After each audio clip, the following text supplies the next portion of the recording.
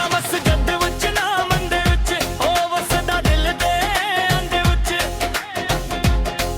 ਜੋ ਦੰਨ ਵਾਲੇ ਥੱਕਦੇ ਦਿਨ ਖੇ ਆਪਣੇ ਕੋਲ ਲਿਖਣਾ ਮੁਸਕਾਏ।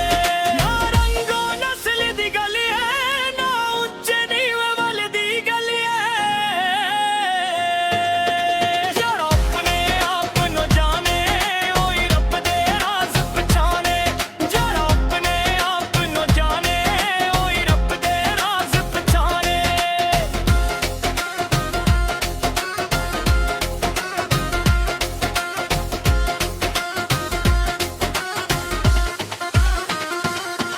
ਮੈਂ ਵੀ ਲੱਭਦਾ ਫਿਰਿਆ ਜੱਗ ਸਾਰਾ, ਪਰ ਦਿਲ ਵਿੱਚ ਸੀ ਉਹ ਪਿਆਰਾ।